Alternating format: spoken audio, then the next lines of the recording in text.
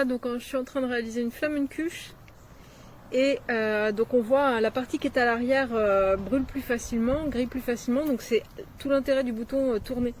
Donc voilà, tourner, donc on peut tourner comme ça, alors on va voir, hop, voilà, comme ça on va pouvoir tourner au fur et à mesure que la cuisson se fait. C'est hyper rapide, hein, comparé au four, très très très rapide.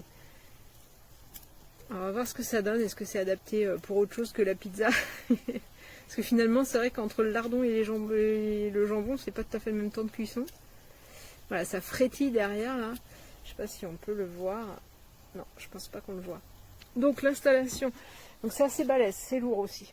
Et l'installation, alors il a fallu racheter ça, il a fallu acheter ça, on en a eu pour plus de 100 € pour la mise en route. Mais c'est assez simple en fait. On actionne ici pour libérer le gaz, ça prend feu et à l'intérieur sur le fond, donc la flamme est tout au fond et ça revient comme ça vers l'avant et devant là c'est de la céramique. Peut-être que je pense à tourner, non c'est bon là pour le moment ça va. On va tourner un petit peu comme ça quand même. Voilà. Là on voit, c'est pas mal hein. C'est pas mal, ça grille bien sur le haut. Alors je pense qu'il vaut mieux la garder un petit peu plus en avant. Moi comme elle n'était pas bien grande, je l'ai mise bien au fond et je regrette peut-être un peu de l'avoir mise au fond. En tout cas la pâte épaissit bien. Alors je précise une pâte sans gluten, donc c'est pas facile de bien le faire sur une pâte comme ça.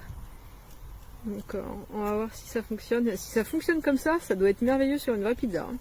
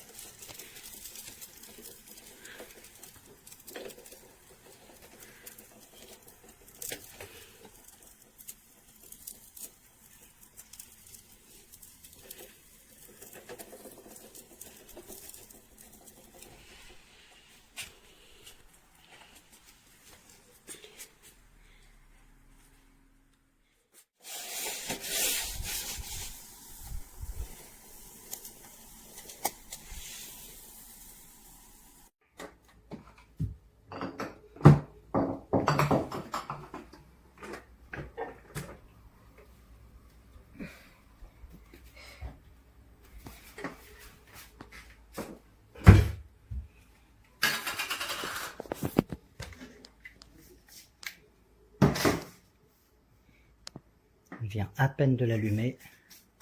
Déjà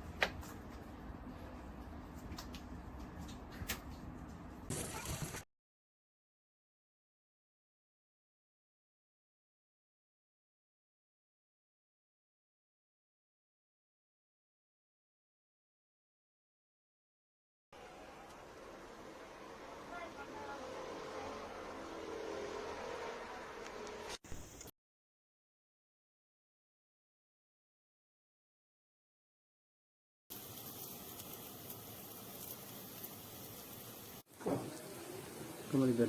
Oui. Incroyable.